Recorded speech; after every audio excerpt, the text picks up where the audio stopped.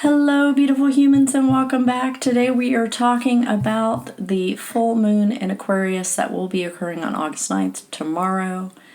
This is a pretty intense full moon with the cosmic energy mix that we've got going on. I'm going to break down the energy mix. We're going to talk about ways to work with this energy and also give you some ways specifically to work with the energy by profile line. So let's get into it. This full moon is about stripping away the noise and revealing some unseen truths. And that is one of the themes I felt like in August was you're going to see something that you can't unsee. And now it's like, what are you going to do about it?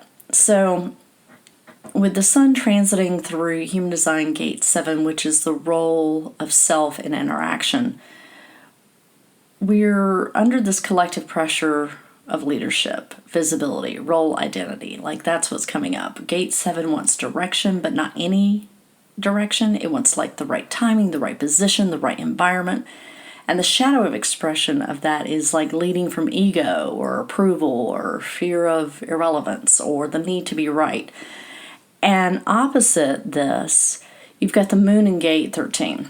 And this lunation eliminates the tension between like who's speaking and who's listening. Because gate 13 is the listener. It's holding the stories of the past, ancestral, collective, personal. And it sort of asks this question, are you still leading from a story that no longer fits? Are you listening through projection? Are you listening to understand and through presence? And it really doesn't stop there because the cosmic mix is bringing a lot of intensity to this. We've got the moon conjunct Pluto in Aquarius, which is pulling us into an undercurrent. It's surfacing buried power dynamics and silent truths and the cost of, performative bullshit. The message is clear. You can't lead in the new era if you're still playing out old scripts. It doesn't work. And to add to this, we've got a grand air trine, not exact, but close. And we've got the Mars opposition to Saturn Neptune conjunction. So Mars is in Libra, opposite Saturn and Neptune that are in retrograde in Aries, and that's a lot of tension. That's surfacing inner conflict between, the people pleasing, but also want to have personal authority. It's it gives me like Rage Against the Machine vibes. And then we've got Mercury retrograde in Leo, opposite Pluto retrograde in Aquarius.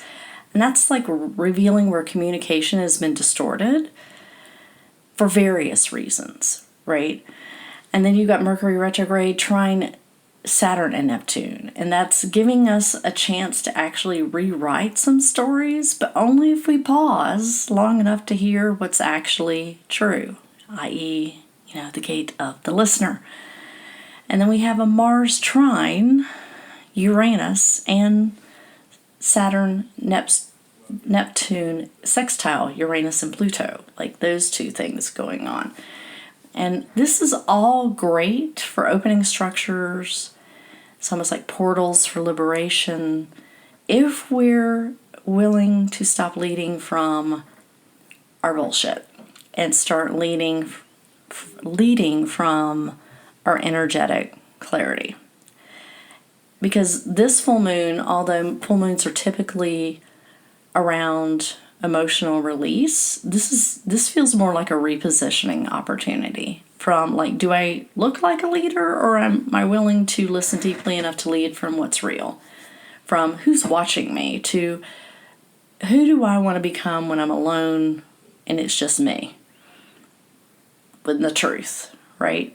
It's asking for responsible leadership. That's what gate 7 wants, and gate 13 wants, like, for us to listen deeply. I feel like all of this offers a map, and it's not about controlling or although that's certainly in the shadow of this energy, it's about, okay, how can we co-create with this? And, with Pluto in the mix, it's telling you, hey, don't burn everything, let's just focus on the mission. And one of those themes this month, as I said, is truths that can't be unseen. Now, each of us has a truth or truths that we've quietly kept at arm's length. And this cosmic mix is allowing us to see this month things from different angles, from different perspectives, we're going to get more or different information. So I think that these truths speak to the quiet, unspoken knowing that lives, just below the surface of our lives. It's not that we don't necessarily know about them. We do on some somatic, cellular, gut, deep level. We keep them just far enough away that we don't have to fully face them. We exile them to the edge of our awareness, because touching that truth would require something of us, a change, a grief, a reckoning, a reconfiguration of everything built on top of not knowing it. And these truths, sometimes they're not cognitive, they're visceral. You can feel them in the clenching of your stomach, when you say yes, when you want to scream no. You feel them in the back of your throat when you're about to speak what's real, and then you swallow it and you push it down. And you feel them in that low-grade exhaustion of performing a life that doesn't fit anymore. And it's not that we can't assess them. It's that our nervous system has learned how to buffer against them. We create distraction. We create busyness. We give ourselves logical explanations. We create strategy around it. We call it being productive or being responsible. But in reality, we're just avoiding the doorway. We keep living around them, working around them, building whole lives that avoid that one piece of knowledge that we're not ready to touch. And I feel like this is the crux. There's so many of us building identities, careers, marriages, belief systems, not around who we truly are, but the one thing that we're not ready to feel. That we're lonely, that we're angry, that we're meant for something else, that we're not in love, that we're meant for something bigger, that the person that we're being isn't actually us. And instead of confronting it, we layer over it, we rationalize it, we optimize it until it becomes a foundational brick in the house of who we think we are. Now, in union terms, this is the dynamic between the conscious and the unconscious, and specifically the shadow, right? Carl Jung talked about the psyche seeks wholeness, not perfection. But when wholeness requires us to reckon, and that's what it is, it's a reckoning with that disowned, avoided, exiled parts of ourselves, the shadow is not just the dark or the wounded, it's also the truth that on some level we think is too disruptive, too painful, too true to integrate without a consequence, and we have this fear of that consequence. Those truths that we hold at a distance often are parts of us that are repressed, not because they're false, but because it would disrupt the house of cards that we have built. And it might require us admitting that we've outgrown a role, or confronting an ambition that we think is too much. Or, these are not, like I said, unknowns, but they're known but avoided in a lot of cases. And this is what Jung called the personal unconscious, the material that's available to consciousness, but it's sort of split off due to its perceived threat to that house of cards that we built. So we live around these truths, as I said. And I think that when we are brave enough to hold the tension between the conscious and the unconscious, we have an opportunity for, like a really serious alchemical state. It's really uncomfortable, but it's like really rich ground. If we can bear that tension without prematurely resolving it, that's when the transformation happens. That's when symbology starts to emerge and you get the clues and the unconscious offers insight and the soul begins to speak. Most people try to resolve this tension too quickly, through repression or spiritual bypass or premature action, and that's missing the gold.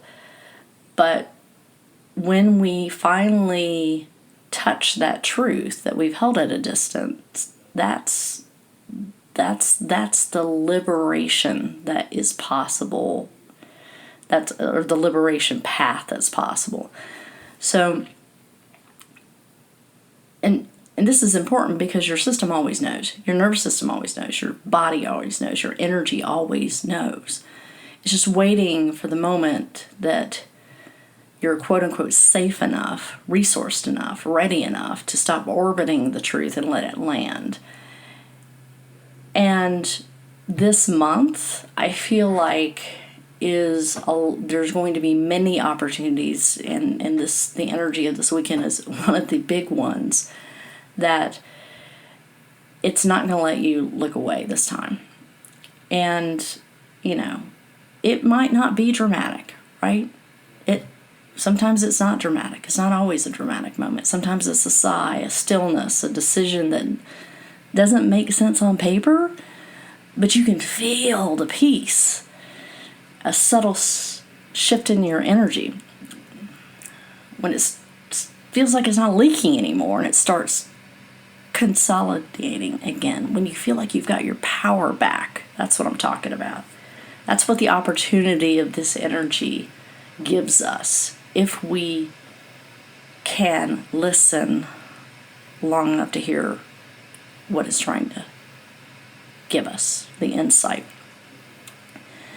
So let's talk about a couple of ways you can work with this. Number one, you can name the avoided truth. Write down the thing that you've been working on, or working around rather, instead of with. Don't soften it. Don't edit it. Let it be blunt. Number two, notice the architecture around it. Like, what have you built around this? How have you built your days, your relationships, yourself around not confronting this? Where do you keep busy, overgive, overtalk to avoid the quiet it would take to face it? Number three, hold the tension. Don't rush it. It doesn't need to be completely fixed, quote unquote, this weekend. Just listen. Let the knowing be in the room with you without collapsing into action or repressing it or running from it. Number four, bring it into a space of right relationship. Gate 7 asked you to choose leadership from authenticity, and Gate 13 is asking you to listen to your own history without letting it define your future. Ask yourself, if I led my life from this truth instead of avoiding it, what one thing would change? What's just one thing? And this full moon is an invitation to stop orbiting the truth and finally let it land. And when it does, it might not be dramatic. It might be dramatic, but it could be huge, right? But just let it land. Now let's talk about this from a profile line. So line 1's the investigator. Your avoidance pattern could be you delay confronting the truth because you don't have enough information yet.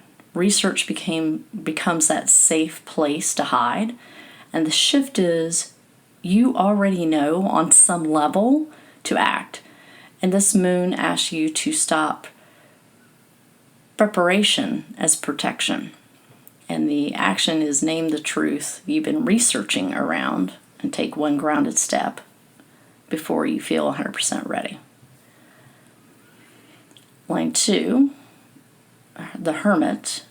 your avoidance pattern is you retreat into your comfort zone so you don't have to engage with the truth that might pull you out of hiding.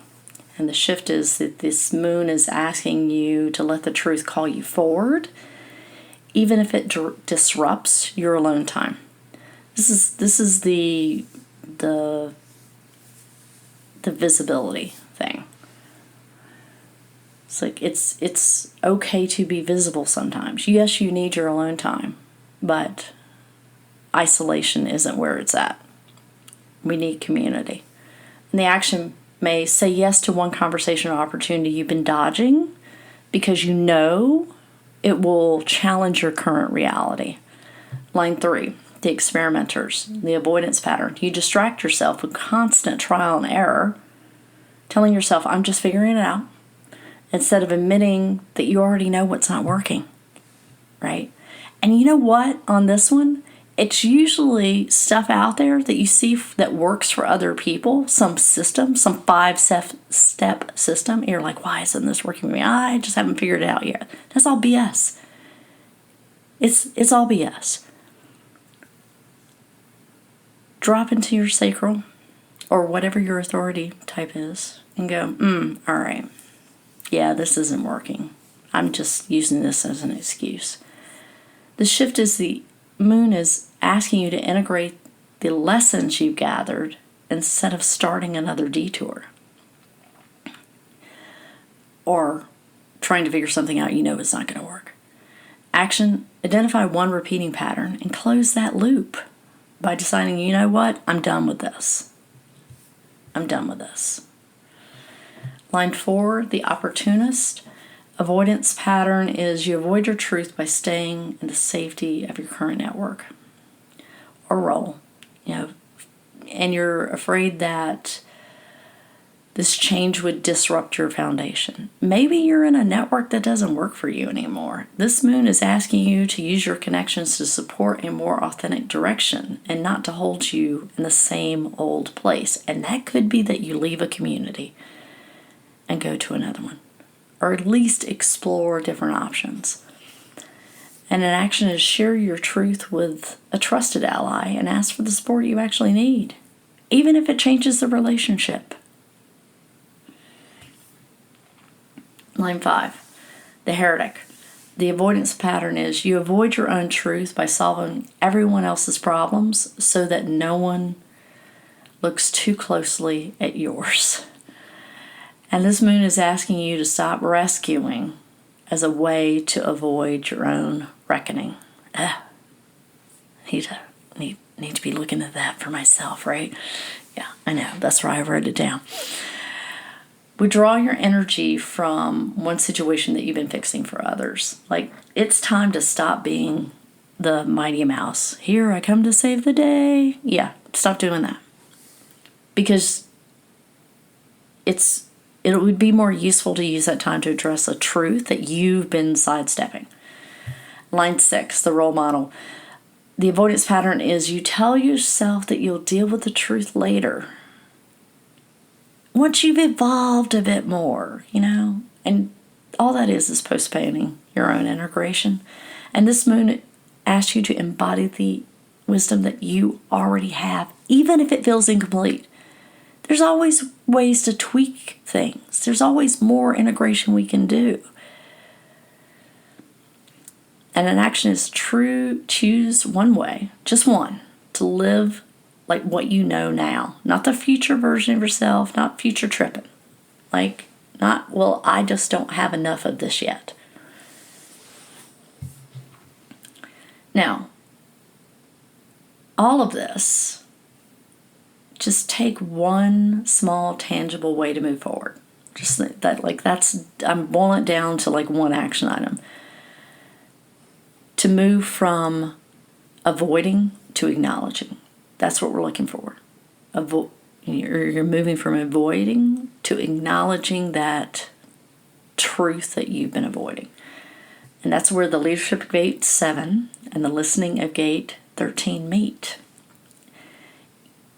Is to sit with it.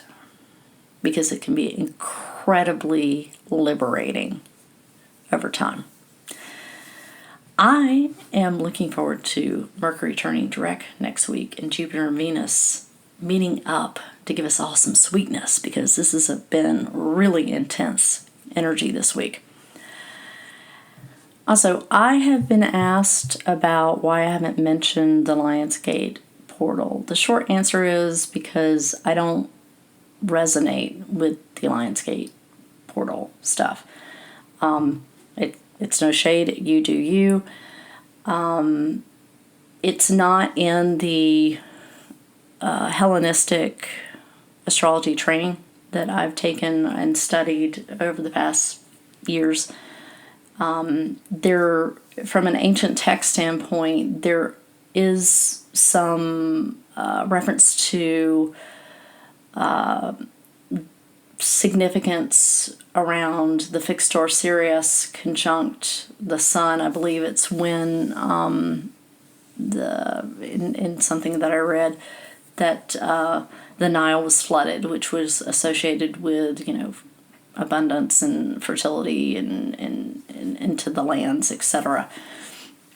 But it's not something that's in the ancient text, so it's not something that I resonate with.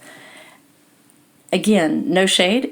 If it works for you, fantastic, use it. But that's why I haven't mentioned it. So